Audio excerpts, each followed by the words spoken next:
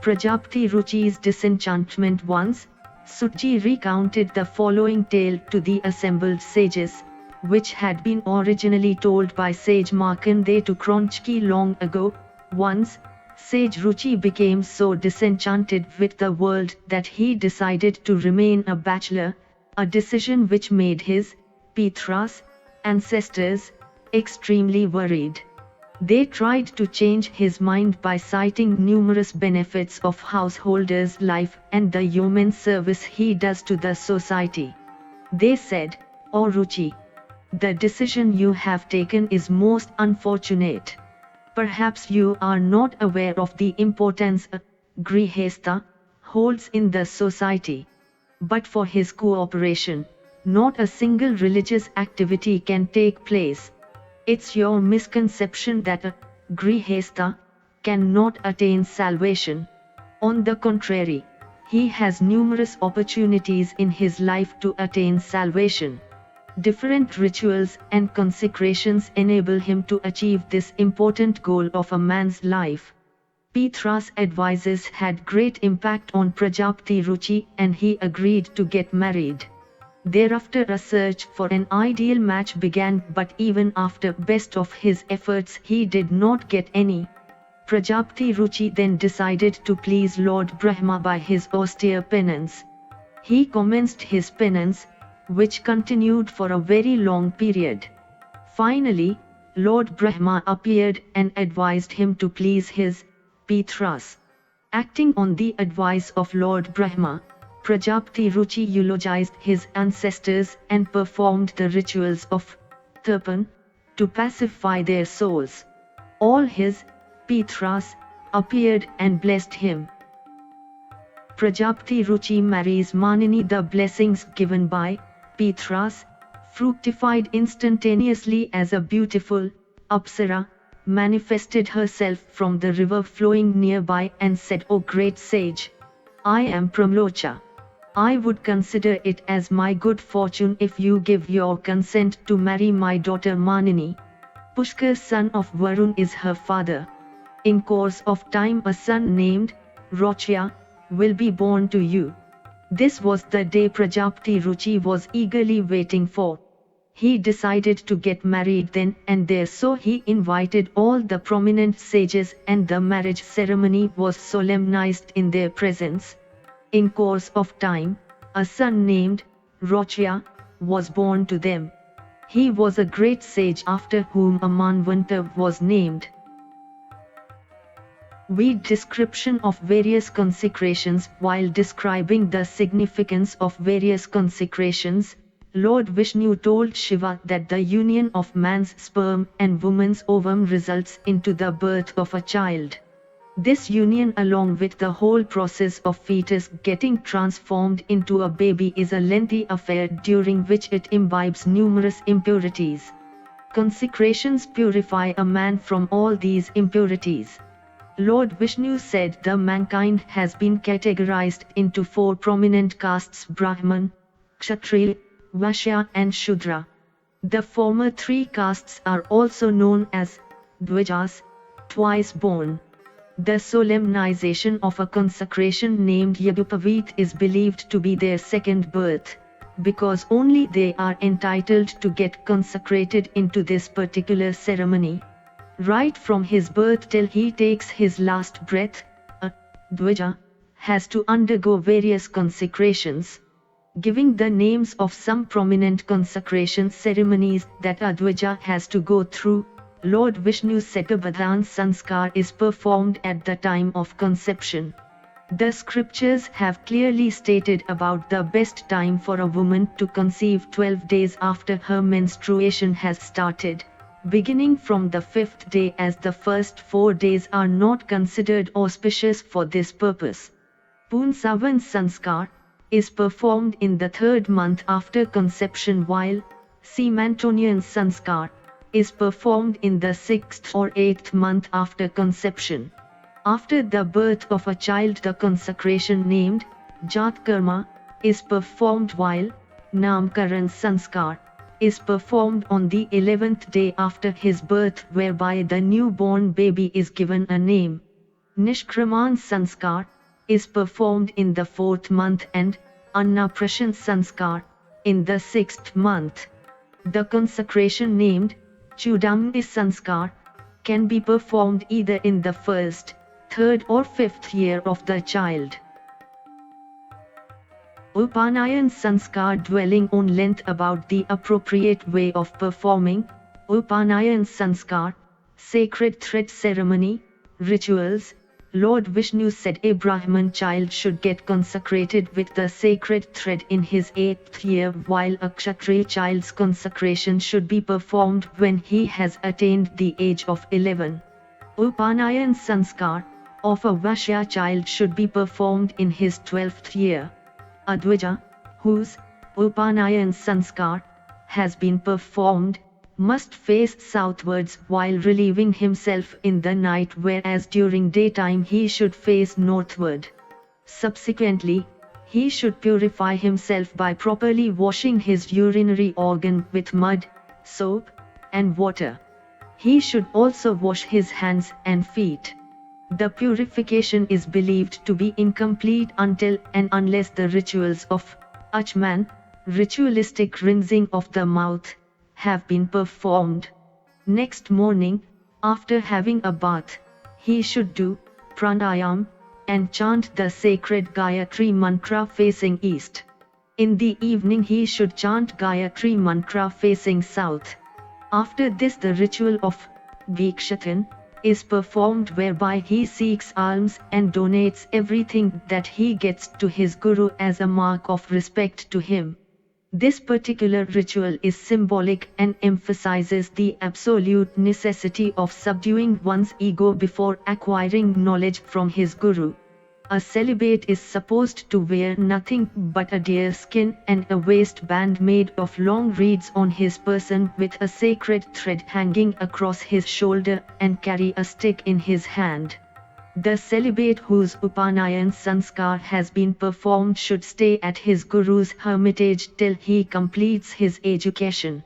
It is also his duty to collect food grains from the neighborhood to meet the food requirement of all the people living in the hermitage.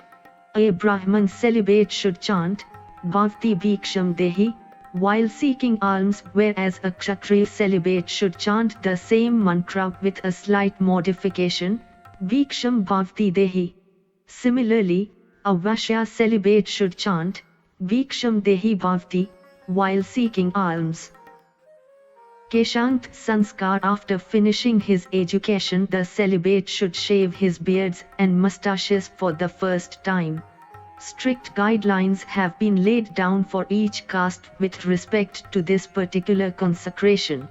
A Brahman should get consecrated with this ritual in his 16th year, while a Kshatriya should get it performed in his 22nd year.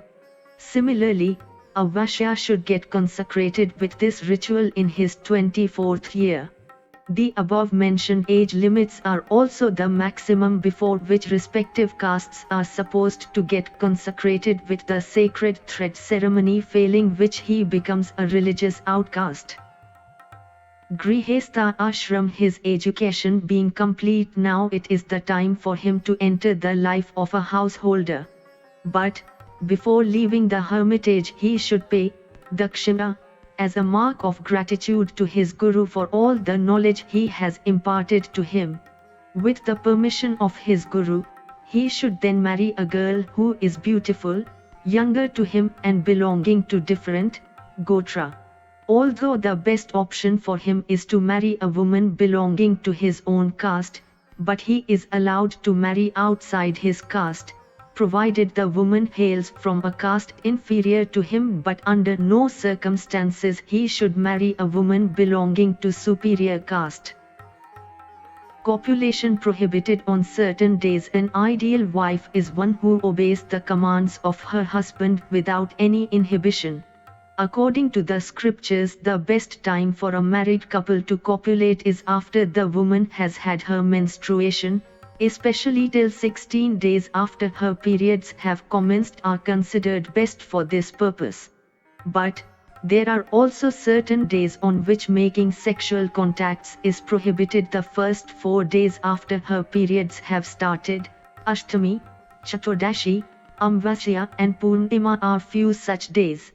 If the above given rules are followed, then a couple can beget worthy sons possessing good qualities. Considering the fact that a woman has sexual urge 8 times more than a man, scriptures have also advised a man not to overlook the sexual urge of his wife and to satisfy her without bothering about the prohibited days. Purification of different articles. Describing the methods of purifying different articles, Lord Vishnu reflected on the instructions which sage Yajnavalkya had once given to other sages in this regard. Substances like gold, silver, conch, vegetables, rope, leather articles, etc. become pure once they are washed with water. In the same way, utensils made of wood or animal's horn become pure after they have been chiseled. Utensils used in yagya become pure after they have been rubbed with mud and then washed with water. Washing woolen and silken clothes with tepid water or cow urine make them pure. Land is purified if it is coated with cow dung. Copper vessels, articles made of lead and tin vessels become pure if cleaned with a solution of alkali, acid and then washed with water. Iron and bronze vessels become pure if cleaned with ash and water. The followings are believed to be pure: sunlight, fire, cow, horse, earth, air, dewdrops, food grains up for sale in the market, etc. A man should perform achaman in the following circumstances: after his bath, after drinking water, after sneezing, after waking up from sleep, after having food, after having a walk on dusty path, after changing clothes, etc. Brief description of Shraddha rituals. Describing the proper way of performing Shraddha rituals, Sage Yajnavalkya told the assembled sages a performer of Shraddha rituals should invite able Brahmins and offer them seeds of kush grass. First of all, an invocation is made to Vishwadeva by chanting a mantra in his praise, an action which is followed by scattering grains of barley in the vessels kept in front of the deity's idol. Subsequently, some water and a small quantity of barley is taken in a small vessel, which is then handed over to the Brahmins along with other articles such as ghee lamp, garland, incense, etc. There are specific mantras for this particular ritual. After that, he should offer seeds of kush grass to all his ancestors one by one, beginning from the left hand side and subsequently moving on to the right hand side. All the ancestors are then invoked with specific mantras. The scriptures allow the use of sesame seeds in place of barley if latter is unavailable due to some reason. These sesame seeds should be kept in a Adhyapatra and placed to the left side of each Pitras, ancestors, in an inverted position. While performing Havan, he should make offerings of ghee and other articles in the Havan Kunda. Finally, Brahmins are fed, after which the performer of Shraddha rituals offers Pindadan in the name of his ancestors. After that, he helps all the Brahmins perform achaman and gives donations to them. The idol of Vishwadeva is immersed in a nearby river or pond and the inverted pots are kept back in the normal position. Finally, all the Brahmins are seen of with respect. Shraddha rituals performed in the above mentioned way immensely satisfy the ancestors and help them attain to heaven. 6. Karma and its consequence. Karma Vipak. Continuing with his discourses, Sage Yajnavalkya told the assembled sages that an enlightened soul is aware of the fact that the mortal world, being impermanent in nature, has its beginning as well as its end. He is also aware that a man reaps the fruits of his evil deeds in the form of Adhyadevik, heavenly wrath, Adhyatmik, obstacles in spiritual development, and adhibhotik, worldly problems like diseases, poverty, etc. That is why he endeavors to follow the path of virtuosity so that he can attain salvation, the ultimate objective of man's life. Anybody engaged in sinful deeds is definite to go to hell, whereas virtuous deeds help a man to attain to heaven. After tasting the fruits of his actions, he once again has to take birth to realize the unfulfilled wishes of his previous birth. This cycle of transmigration is an endless process, leading to countless births and deaths of a man. He experiences unbearable pains in his mother's womb, lying in an inverted position for 9 months. Once again he has to go through the same dreadful experiences of youth, old age, diseases and death. A sinner, after tasting the fruits of his actions in the heaven or hell, depending on his virtuous or sinful deeds, takes rebirth on the basis of the gravity of sins committed. Killing a Brahman is believed to be the most heinous of sin, and the person who has committed such a sin after having suffered the tortures of hell takes rebirth as a donkey or a dog. In the same way, a person who has stolen gold takes rebirth as lowly creatures such as worms or insects. A drunkard takes rebirth as a frog, and a person developing illicit relationship with his teacher's wife takes rebirth as grass or hay. One who shows disrespect to his parents is reborn as a tortoise, whereas anybody who wishes ill of his friends is reborn as a donkey. Atoning for sins. While describing various means by which a sinner can atone for his sins, sage Yajnavalkya said, "A man is certain to meet downfall and degradation in the following 3 conditions if he goes against the instructions given in the scriptures, indulges in prohibited activities, and runs after sensual pleasures." Atoning for one's sin is the best means of getting liberated from his sin as well as guilt. A sinner who does not atone for his sin goes through unbearable tortures and pains in hells more horrible than in Maharav, name of a hell. Very severe punishment has been recommended for a person who has breached the modesty of a woman, especially if she happens to be his friend's wife, teacher's wife, his own daughter or sister-in-law, etc. Scriptures are of the opinion that such a sinner should be killed without showing any mercy. If the woman is a willing partner in this ghastly crime, then even she should be meted out the same punishment. A person who has killed a Brahman should atone for his sin by seeking alms for 12 years, carrying a skull as his begging bowl. He should sustain himself on whatever he receives as alms. Protecting a cow's life also helps a man from getting liberated from the sin of Brahmacharya. A drunkard should atone for his sin by consuming any of the following: boiling liquor, ghee, cow milk or cow urine. A person accused of stealing gold can become liberated from his sin by donating gold equivalent to his own weight.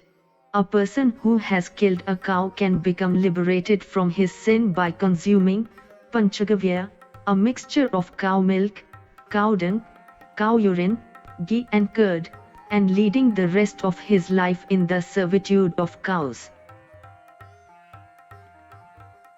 7 different kind of austerities. Describing the various types of austerities, Lord Vishnu named a few of them: yam, restraining passion.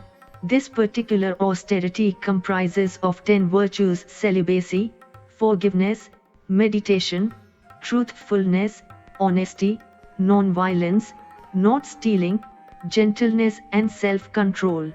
Nirma, daily routine. This austerity stresses the importance of purity, both of the body as well as of the mind. It comprises of the following activities: bathing daily, contemplation, observing fast, performing oblations, self-study, abstinence, penance, avoiding anger, being respectful towards teacher, and purity. Mahasantapan Vrata. This particular austerity comprises of specific rituals related with the usage of Panchagvya, a mixture of cow milk, curd, ghee, cow urine and cow dung. On the first day of the austerity a devotee should have only milk, on the second day curd, on the third day, ghee, on the fourth day, gomuktra, cow urine, on the fifth day, gomaya, cow dung, on the sixth day he should live only on kushorak, drinking water from a vessel in which kush, grass have been kept, and on the last day of the austerity he should observe complete fast. Purna-Krichcha Vrata separates solutions of Palash, Bhutia frondosa, Gula, Ficus glomerata, Kamal, Lotus, and Bale, tree, wood apple, are prepared after boiling the leaves of respective vegetation mentioned above. On the first day of the austerity a devotee should have only Palash, solution, while on the second day he should have Gula, solution. On the third day he should have Kamal, solution, while on the fourth day he should live only on Bale, solution. On the fifth day of the austerity he should live only on Kush, grass solution and nothing else. This is the manner in which the austerity of Purna-Krichcha Vrata is observed. Tapta-Krichcha Vrata. A person observing this austerity should begin by having hot milk on the first day followed by tepid ghee and lukewarm water on the second and third day respectively. He should observe a complete fast on the fourth day. Pad-Krichcha Vrata.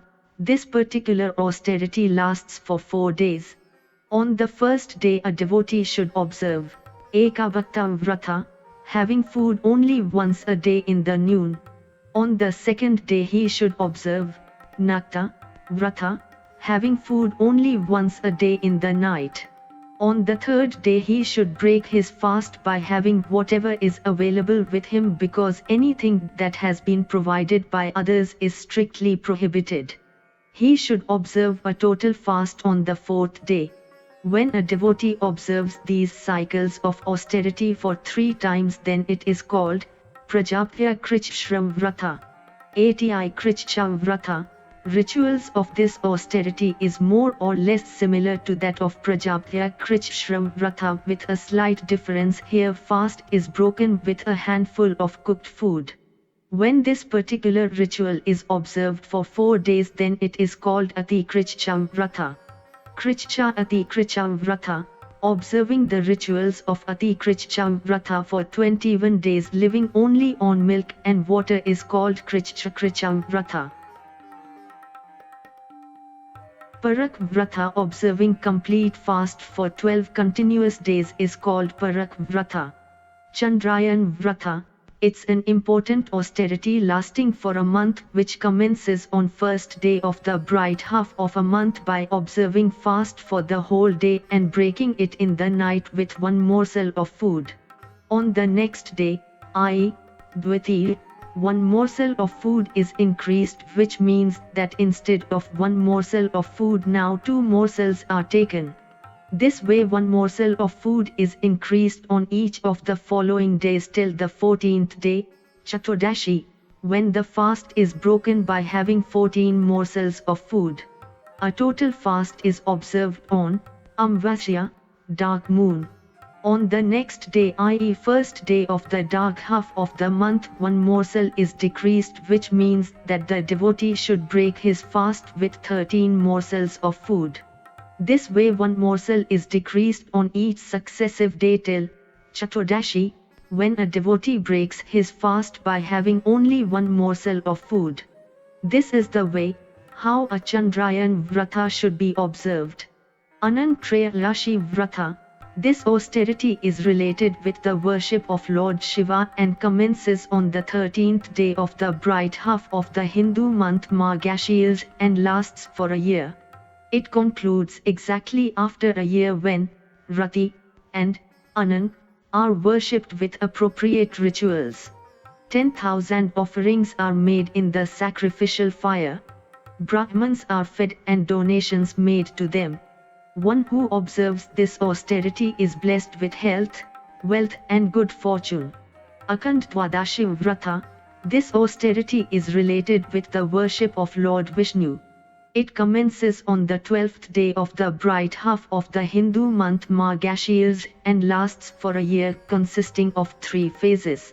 One important characteristic of this austerity is that after 4 months, which is the first phase of the austerity, 5 vessels filled with food grains are donated to Brahmans.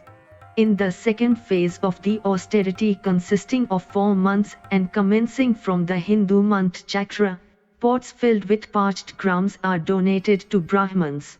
Similarly, in the third and final phase of the austerity, pots filled with ghee are donated to Brahmans.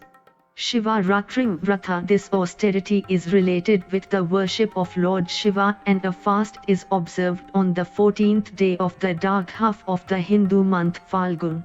A devotee should observe fast in the night and worship Lord Shiva by chanting Om Namah Shivaya.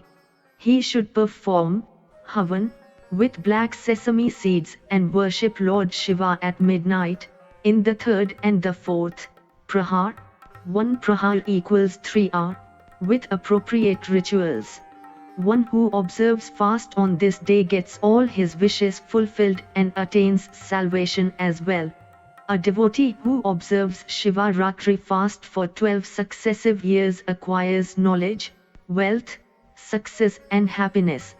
Such a man also attains to Shiva Loka after his death. Virtues of observing fast on Shiva Ratri night. During ancient times there lived a hunter named Sundarsan in the province of Arbuda. One day, he went deep into the forest in search of his prey, but unfortunately he found none. He wandered all over the place but in vain. When evening came, he climbed up a wood apple, bale, tree to protect himself from the wild animals. Sundarsan was worried that his family would have nothing to eat that night.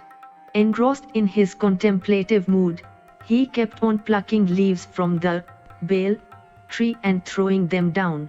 There was a Shiva Linga just under the tree, and the leaves, which Sundarsan threw, fell down on it. Next morning, while Sundarsan was climbing down the tree, his arrow fell down. While picking up his arrow, he touched the Shiva Linga. Sundarsan was unaware of the fact that it was Shivratri night and he had worshipped Lord Shiva with appropriate rituals, albeit inadvertently he had offered Bilvapatra to Lord Shiva and had touched the Shiva Linga. He attained to Shiva Loka on account of the virtues attained by his inadvertent worship of Lord Shiva.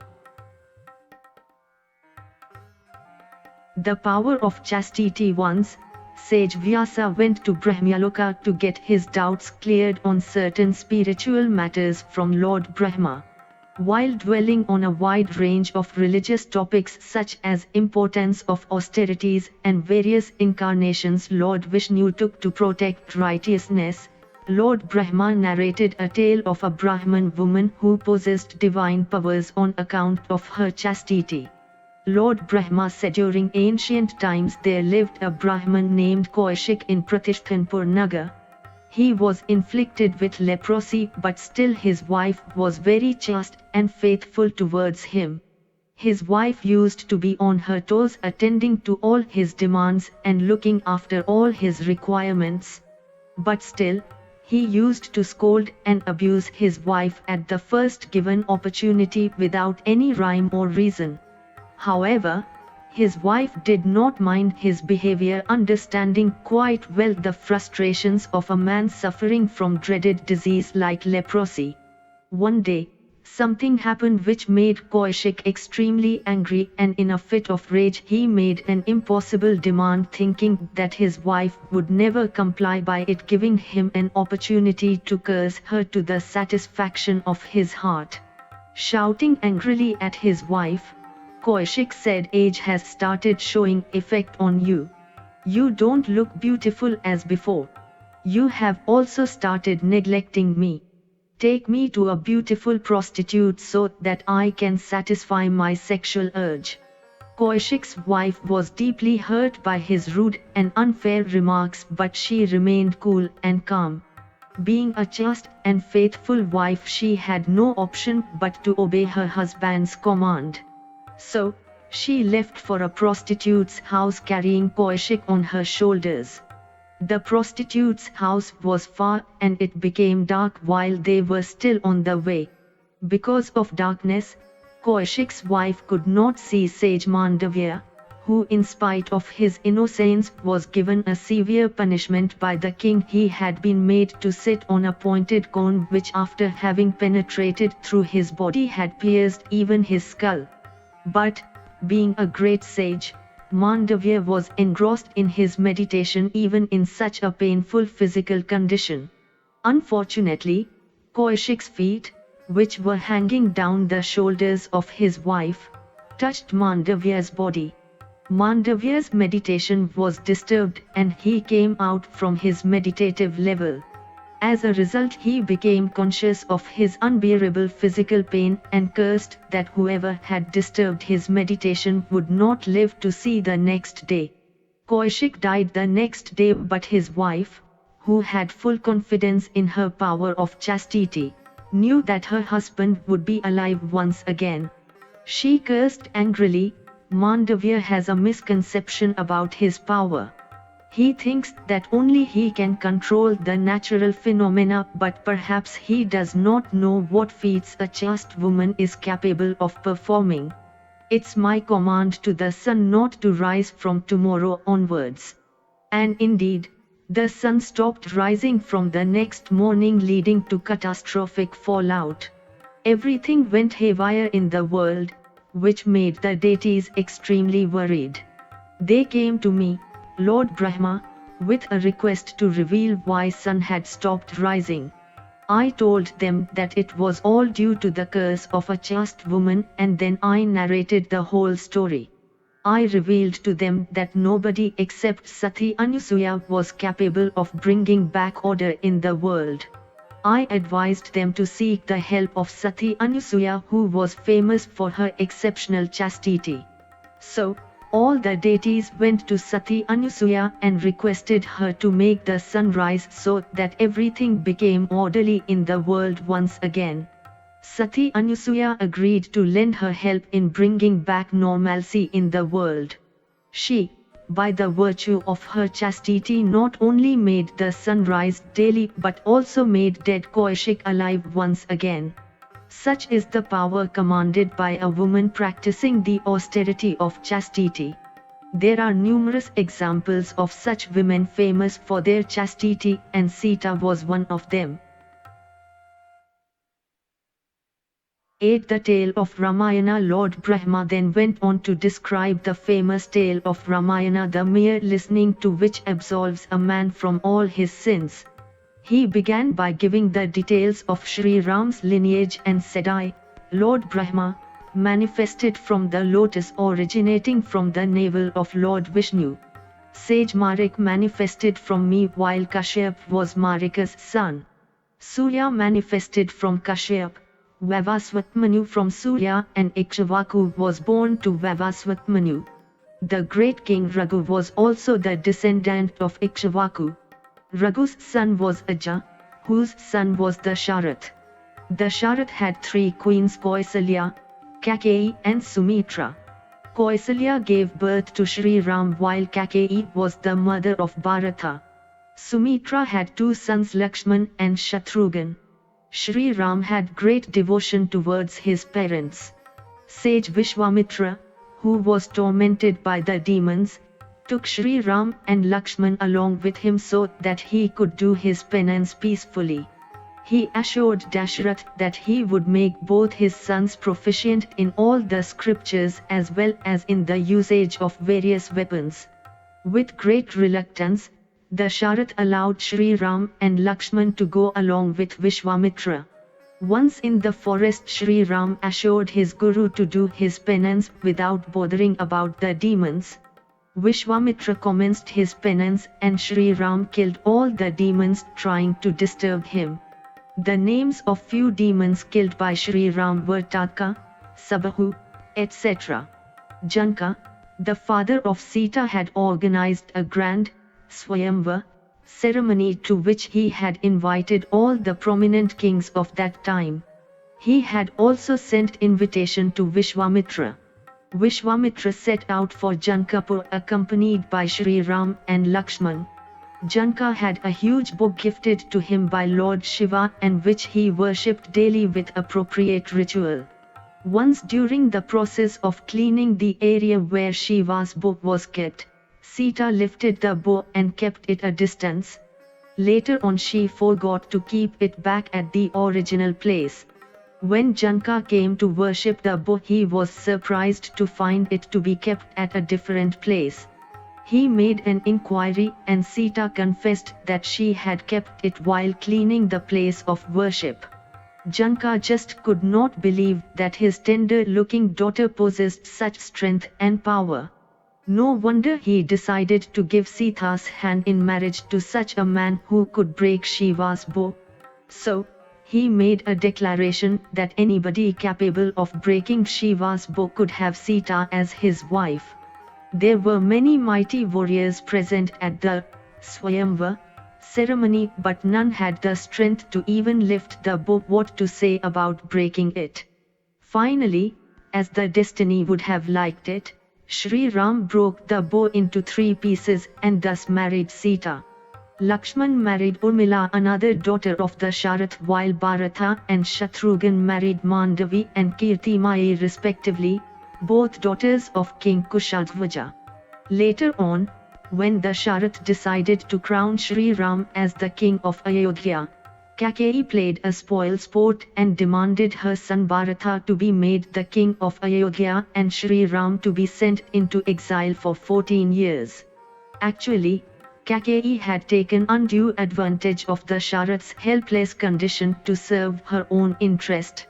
Once, Dasharatha was busy fighting a battle oblivious of the fact that one of the wheels of the chariot was about to eject from its axle as the nail supporting it had fallen off. Kaikeyi, who was also accompanying him, saved his life by preventing the wheel from falling off and thus maintaining the balance of the chariot. When Dasharatha learned how Kaikeyi had saved his life, he promised to grant her 2 boons. At that time Kaikeyi did not ask for anything and merely said that she would demand at the appropriate time. So, when the time for Ram's coronation came, she thought it was the best opportunity for her to remind Dasharatha about the 2 boons he had promised to grant her. Dasharatha, bound by his deep love for Shri Ram on the one hand and by his vow on the other, agreed to Kaikeyi's demand with a heavy heart. Shri Ram without any hesitation followed his father's order and left for the forest. How could have Sita and Lakshman lived without him? So, they too accompanied him to the forest. In course of his journey, Shri Ram passed by many holy places and finally after reaching Chitrakoot he made a Parnakuti, hermitage made of leaves, and started living there. The shock caused by Shri Ram's separation proved to be fatal for Dasharatha, who died with an unfulfilled desire of having a glimpse of his dearest son.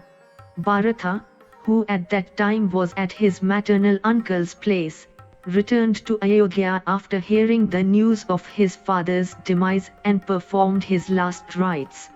He then went to Chitrakoot and tried his level best to convince Shri Ram into returning back to Ayodhya. But, Shri Ram did not agree, as it was against his principle to disobey the commands of his father. Shri Ram gave his pair of wooden sandals to Bharata as a token of love and requested him to return to Ayodhya. Bharata returned to Ayodhya and kept Shri Ram's sandals on the throne. He then stationed himself at Nandigram, a city situated at the outskirts of Ayodhya, and started ruling from there on behalf of his elder brother. He had vowed not to return to Ayodhya till the completion of Shri Ram's period of exile. From Chitrakoot, Shri Ram reached Dandakaranya accompanied by Sita and Lakshman and started living in a hermitage made of leaves. There they also met prominent sages like Atri and Agastya. Once an ogress named Sarpanka, Ravan's sister, attacked Shri Ram, but Lakshman retaliated by severing both her ears as well as her nose. Sarpanka, badly injured and bleeding profusely, went to Kadushan and narrated her woeful tale. Kadushan attacked Shri Ram with a huge army consisting of 14,000 soldiers but lost all his men in the battle. The revengeful Ravan went to the hermitage disguised as a hermit and abducted Sita while Shri Ram was away in pursuit of Marik the golden deer. Actually, Marik was a demon who had disguised himself as a golden deer on the instruction of Ravan so that Sita could be abducted successfully. Ravan knew quite well that it was impossible for him to abduct Sita in the presence of Shri Ram. So, he hatched a plan according to which Marik was to disguise himself as a golden deer and enchant Sita. Ravan was sure that Sita, after being enchanted by the beauty of the golden deer, would ask her husband to get it at any cost. Everything happened as per the plan of Ravan and he was successful in abducting Sita. When Shri Ram did not find Sita in the hermitage, he became worried and started searching for her frantically. On the way he met old Jatayu, who had got injured while trying to resist Ravan from taking away Sita. Jatayu informed him that Ravan had taken Sita towards south. Jatayu was so badly injured that he died soon after giving Sita's information to Shri Ram. Shri Ram performed his last rites and continued with his search. He proceeded towards south as per the instructions of Jatayu and reached Rishyamukh mountain where he met Sugriva, whom he befriended. He killed Bali, who harbored enmity against his brother Sugriva.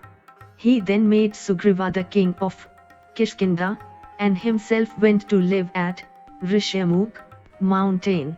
Sugriva sent monkeys in all directions to find out Sita's whereabouts. Hanuman went towards south and with the help of Sampati managed to find out the exact location where Ravan had kept Sita. Hanuman took a giant leap and the next moment he found himself on the other side of the ocean.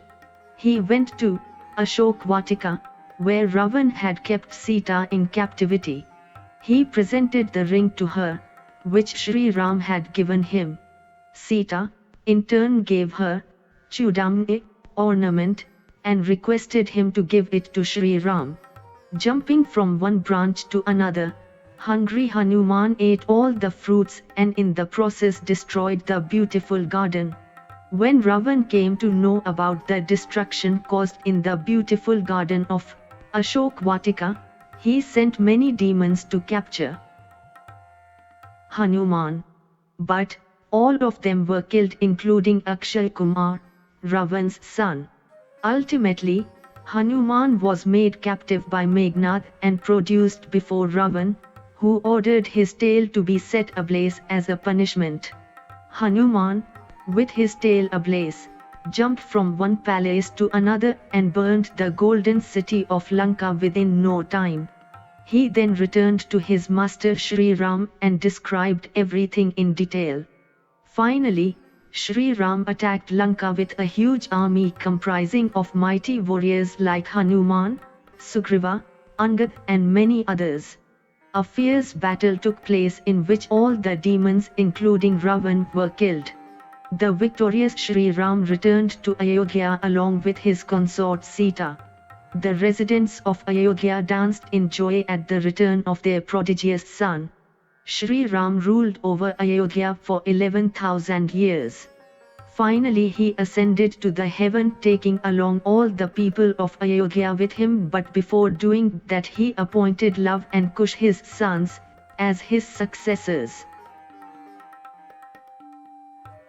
9. Sri Krishna making a revelation to Vyasa that the Almighty God manifests himself whenever the civilization is endangered by the dominance of sinners.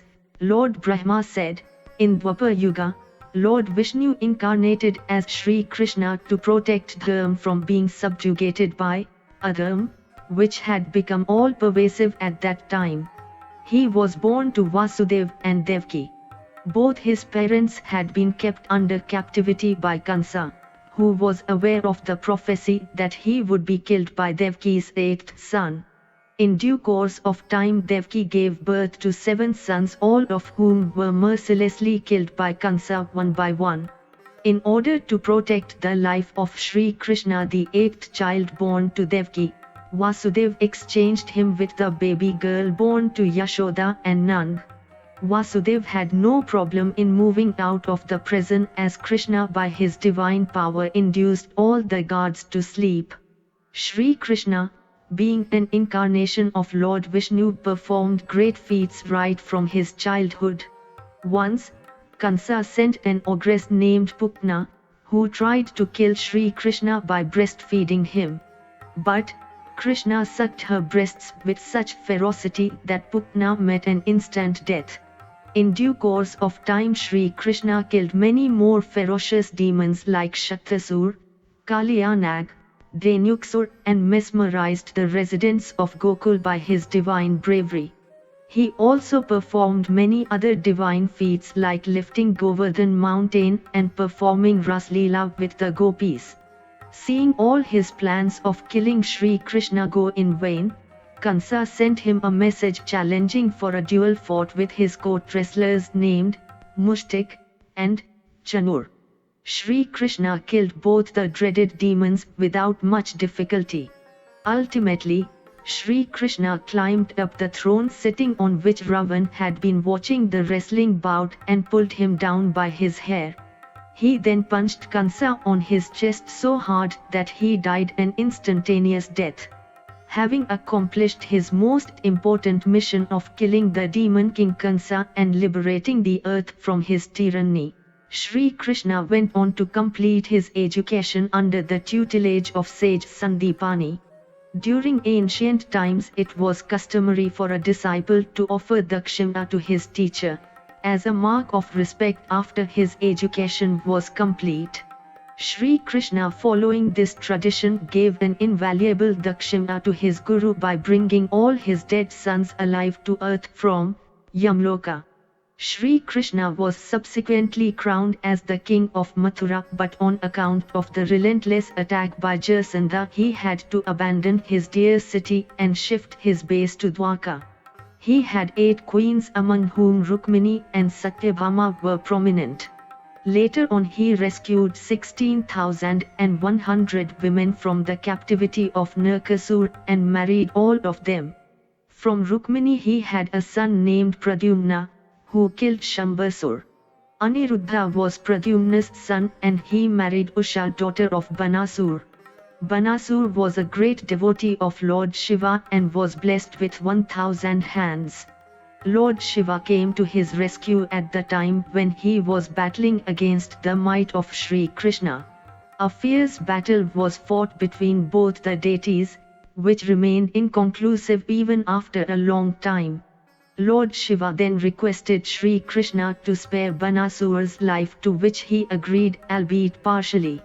Sri Krishna severed all the hands of Banasur, barring 2. Finally, after accomplishing his mission of liberating the earth from the darkness of sin, Sri Krishna left for heavenly abode. X. The tale of Mahabharata, giving the reasons that lead to the great battle of Mahabharata. Lord Brahma told sage Vyasa that Sri Krishna had planned this great battle and executed it to perfection to relieve the earth from the burden of tyrants. While giving the names of lineal ascendants of Kauravas and Pandavas, he said, I, Lord Brahma, manifested from the lotus which itself had its origin in the navel of Vishnu. Atri manifested from me while Chandra from Atri. Buddha was born to Chandra while he himself was the father of Pururava. Ayu was Pururava's son while he himself was the son of Yayati. The names of few famous descendants of Yayati were Bharata, Kuru and Shantanu. Shantanu had two wives, Ganga and Satyavati. The former was the mother of Bhishma, the indomitable warrior, who had vowed to remain a bachelor throughout his life. The latter, i.e. Satyavati, gave birth to two sons, Chitrangad and Vichitravirya. A Gandharv killed Chitrangad while Vichitravirya died issueless despite having two wives, Ambika and Ambalika, both daughters of the king of Kashi. In order to expand their clan, both Ambika and Ambalika begot one son each from sage Vyasa. Ambika gave birth to Dhritarashtra while Ambalika to Pandu.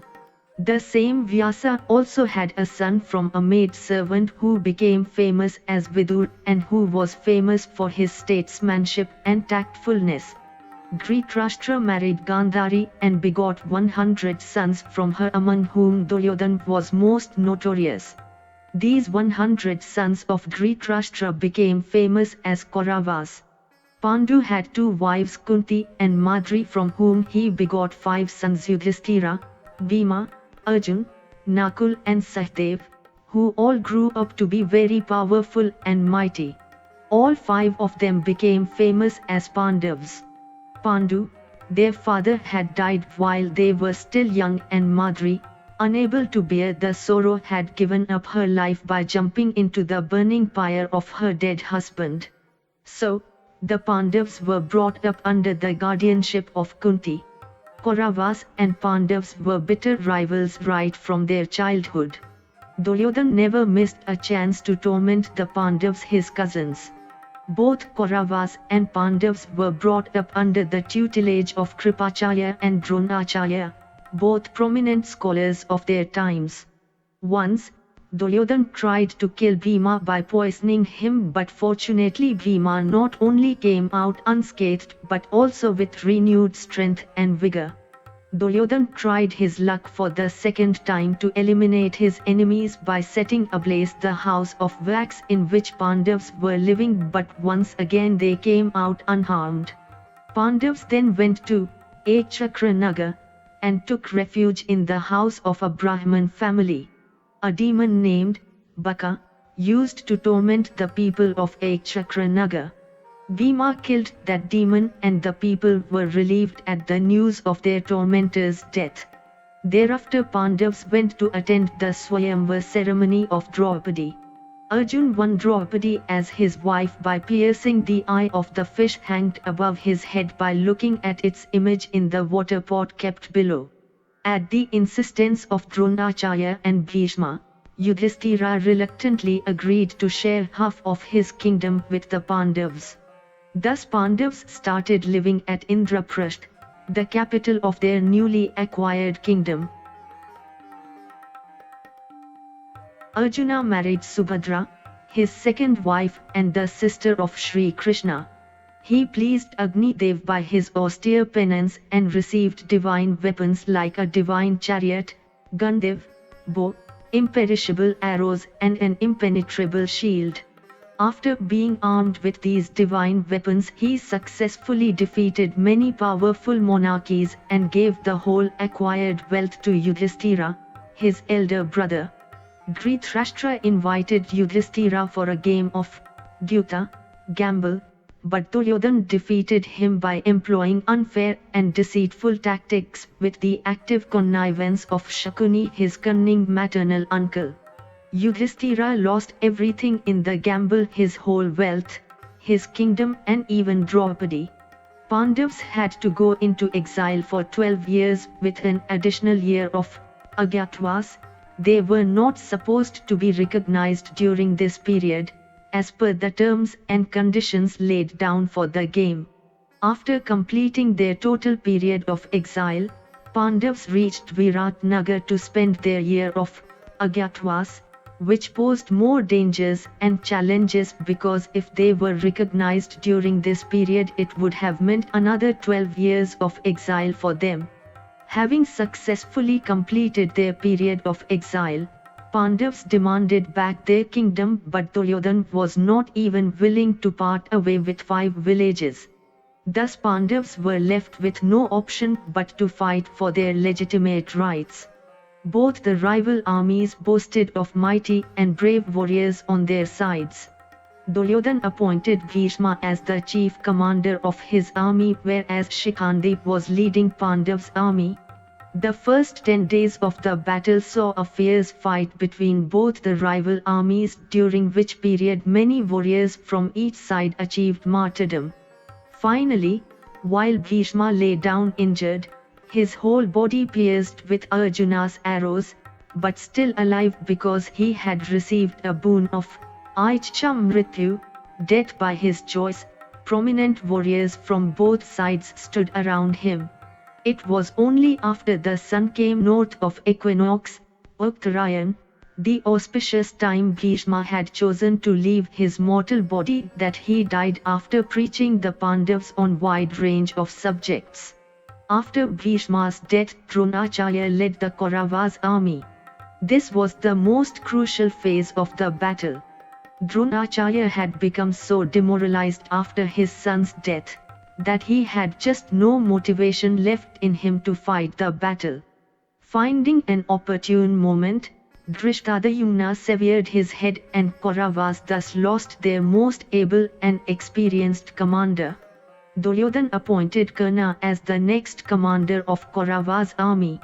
The most decisive phase of the battle began, and after a fierce battle of 2 days, Arjuna managed to kill his brave rival. Subsequently, Yudhishthira killed Shalya. After losing all his mighty warriors, Duryodhana, in a fit of rage, challenged Bhima for a duel of make. Bhima killed him after a fierce fight. The revengeful Ashwatthama, son of Dronacharya, attacked the Pandavas' camp at night, much against the norms of battle, and killed all the 5 sons of Draupadi and thousands of other Pandav soldiers. Arjuna avenged the death of his sons by defeating Ashwatthama and extracting the diamond set in his forehead. After the battle ended, Yudhishthira performed the rituals of Shraddha in the name of all the dead warriors and ascended the throne. He ruled in a just manner, just according to the instructions given by Bhishma. After Sri Krishna left this mortal world, Yudhishthira appointed Parikshit as his successor and left for Himalaya accompanied by his brothers as well as Draupadi. 11. The Eternal Truth. Lord Brahma, while shedding light on various aspects of religion, told sage Vyasa that a man should look at his sorrows, shoka, with a sense of aloofness and detachment, considering it as a passing phase. He also revealed to Vyasa that the fire of sorrow consumed everything that came into its fold, and nothing remained untouched by it. A sorrowful man becomes bereft of all his possessions, knowledge, religion, physical strength, patience, happiness, and all such qualities. Lord Brahma also told him that virtuous deeds never went without being rewarded, as all good things enjoyed by a man in his life are nothing but the result of his virtuous past karmas. On the contrary, sinful deeds committed by a man makes his present as well as his future births miserable. Further, glorifying the virtues of some other good deeds, Lord Brahma said, protecting the life of a person whose life is endangered and who has sought one's refuge is the greatest virtue, and no other deed can be compared with it. One who sheds his life to protect his religion attains to heaven. A contented man enjoys even his adversities and remains unperturbed by them. A man should never miss a chance to get benefited by the company of enlightened souls, because it gives him an opportunity to understand religion in a better way. Donating food begets incomparable virtues, and no other virtuous deed stands anywhere near it.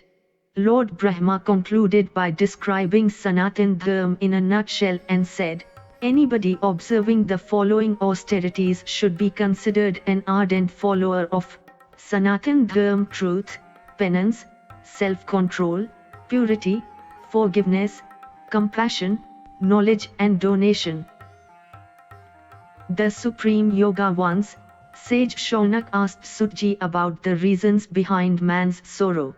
Sutji told him that man's ego and his attachments to this mortal world were the two most important causes for his sorrow, and until he gets rid of them he will continue to suffer. Sutji said, "The tree of ignorance sprouts from the seed of egotism, and it receives its nutrition from sensual pleasures. Only those who possess the axe of knowledge are successful in felling this tree of ignorance, and experience the ecstasy of divine bliss." Once a man has experienced this divine bliss, he not only becomes free from all kinds of sorrow but is also freed from the cycles of birth, death and rebirth. This divine link which a man establishes with the Almighty is called Mahayoga, the Supreme Yoga. But those unfortunate people who have not experienced this divine bliss continue to get trapped by the worldly illusions, leading to their countless births and deaths. Sutji then went on to describe the means by which a man can have a pure heart and said, austerities like meditation, worship, fasts, oblations, charity, etc., certainly helps a man in getting rid of all kinds of impurities.